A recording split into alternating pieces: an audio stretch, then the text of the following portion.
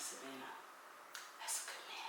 Coffee and chat series where we have a coffee or a matcha, whatever beverage you like, and we talk about what's on our hearts and on our minds and just things that matter to us, the millennial girls. So thank you for joining me, and I'm going to jump into today's topic. First, we have to talk about what we are drinking. I am having a almond milk vanilla latte, so cheers.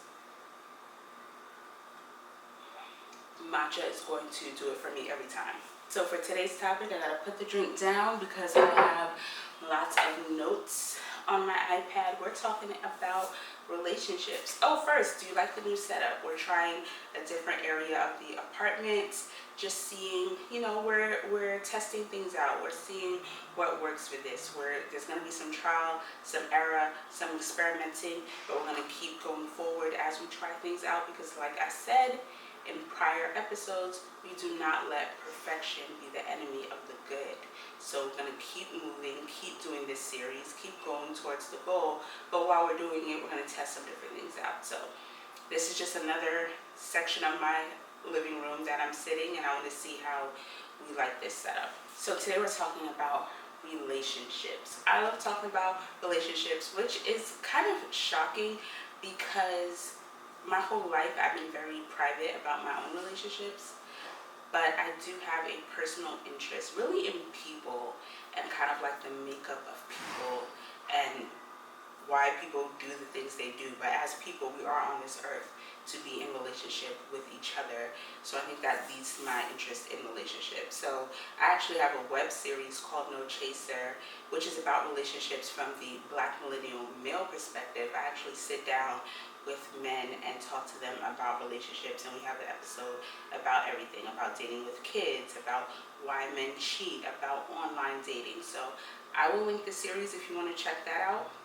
But today we're going to talk about relationships from my perspective. And who am I? Am I an expert?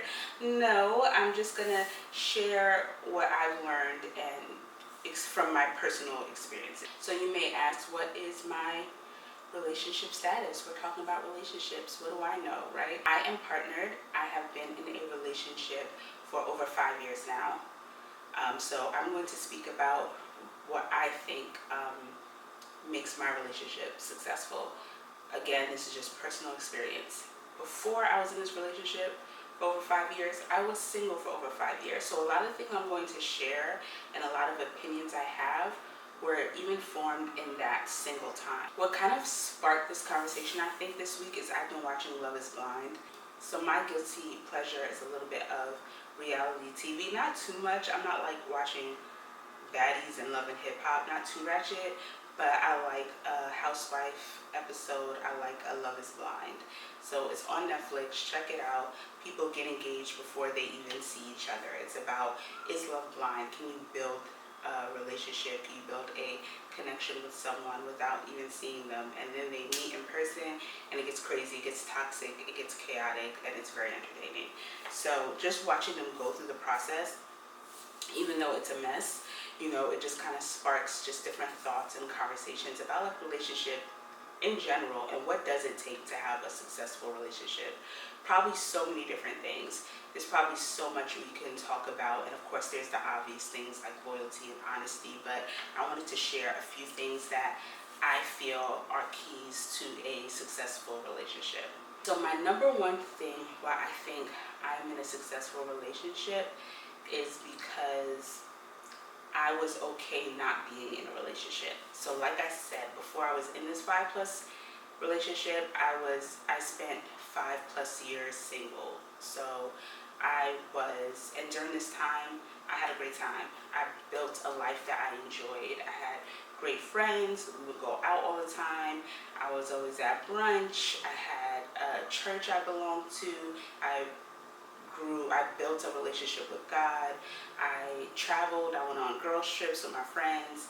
I really enjoyed my life by myself, and I really was okay by myself. So I went into relationship feeling that relationship will be an addition, not a completion. I think it is not good to date or seek relationship from a place of desperation. That alters, decisions that you make. You may tolerate things that you don't need to tolerate. You may settle or compromise on things that you wouldn't really want to, but you're doing it because you need to be in a relationship. And I think that if you feel like you have to be in a relationship, there's nothing wrong with wanting a relationship. There's nothing wrong with having the goal to be married one day. But if you have to be in one, if you can't be alone, I think it is important to figure out why, because likely whatever that void is, a relationship is not going to fill it anyway. So I think one of the reasons that makes my relationship successful, because I really feel like we choose each other. We have chosen each other to do life together, to build a life in the future together. I think either one of us, both of us, would be okay alone, but we choose to be together. And I think, just navigating our relationship through that choice is what helps us to really be happy. I got a good man, Savannah, a good man. Okay? But yeah, I feel like we want to be together. So, we don't have to be together, but we really do want to. And, when you want something, you make it work. Again, I think it is okay to not want to be alone, but you don't want to be desperate to not be alone. That is a void that no man, no woman, no relationship could fill anyway. Okay, so before I go on to my second thing, let me take a sip. This is what I think is really important. Number 2 is really important. So this is something I got from a college professor. I was freshman year in college, a billion years ago. And this is a psychology class. And I don't remember much about my psychology professor. I don't know what she did outside of teaching psychology, but I remember her having a lot of knowledge about relationships and family. I don't know if she was like a family therapist outside of this. I remember even her adopted daughter came and speak to the class. Like, she had lots of just gems and information about relationships. And this is something so simple that she said, but she said it is the number 1 rule with relationships, and it is extremely crucial, and it's so simple, and it has stuck with me all of these years, and throughout my life, from then on, I would apply this. And what she said to do is to choose wisely. Now that might sound so simple, and you're like, what the heck are you talking about? Of course I'm going to choose wisely. I have a whole list. He got to be A, B, C, D, and blah, blah, blah, blah, blah. But if you examine relationship issues, whether you've been through them or you know someone that has been through them, a lot of times they go back to the choice that you made. Example, you're in a happy relationship and then it ends because you were cheated on. There are situations where good people make mistakes or give into temptation and do, bad things like cheat. But sometimes you are in a relationship with a cheater and you chose the cheater. If you are dating someone and they have shared with you that they have cheated on everyone they dated before you, and you are choosing to be in a relationship with that person, it is possible that you are choosing to be with a cheater. So when cheating shows up in your relationship, that is because of the choice you made. You did not choose wisely. If cheating is a deal breaker for you, you should not choose a cheater. If you are in a relationship with a man who cheated on his ex to talk to you, you might have chose a cheater, sis. You were first winning in the cheating game because he was cheating on the ex and talking to you. So you are okay with that. It's not that he's a cheater. He just, I'm so great. He just wants me. He's just cheating on her because it's me. No, that man is a cheater. He showed you he was a cheater. You chose him anyway, and now you're getting cheated on. You have to choose wisely. Let's take it off of cheating. A common relationship problem is finances. So let's say you are in a relationship and you are having financial trouble and you are not satisfied with how your spouse is handling this financial trouble. Did you choose someone who had financial wisdom? Did you choose someone who was money savvy? Did you choose someone who had a good job? Did you choose someone who even liked to work? If you chose someone who made X amount of salary and had no problem with that salary and had no plans or ambition to make anything more than that salary, but now you are with that person is X amount of years later and you're no longer satisfied with that salary, or that salary is not able to cover all your expenses, and that's important to you, did you choose wisely? You chose someone who essentially doesn't make enough money for the lifestyle you would like them to provide you with, or to contribute to the lifestyle you would like to live. If you want to build generational wealth and that's just not a goal of theirs, and they are acting the way they always acted, they are making the same amount of money they always made, they never told you they wanted to make anything else, did you choose wisely?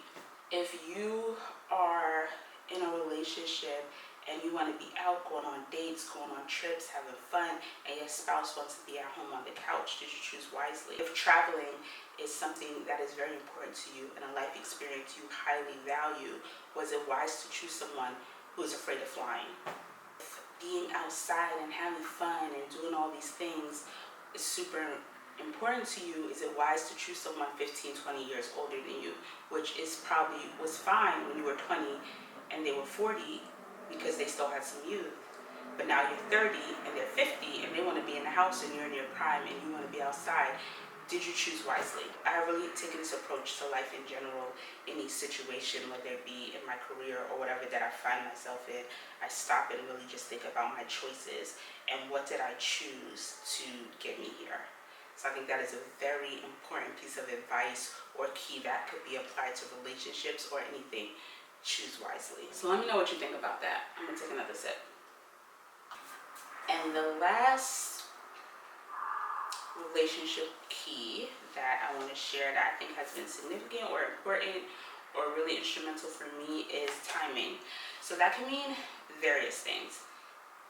Well, really two. Timing, both in the sense of timing in your life and timing in the sense of when in the courtship or when in your relationship, like when you're choosing to take these steps and push the relationship forward.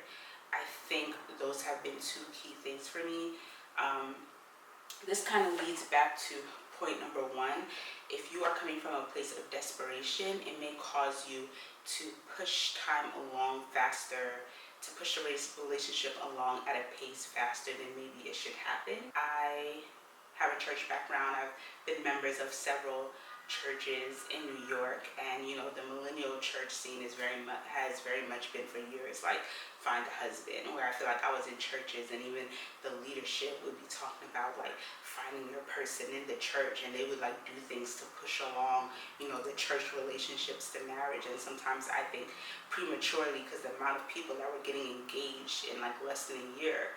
And I'm not saying that can't happen. That absolutely can happen, but you just have to make sure that relationship is, still ready for that to happen. When you are dating someone and you're talking and you're dating and you're going on dates and having fun, that is fun. That is leisure. That is a good time. Relationships are work. So you just have to be mindful of taking your fun and moving it to work. And make sure you are ready for that, and make sure the person you're having fun with is also someone you want to work with, because maybe that person is just good for having fun with.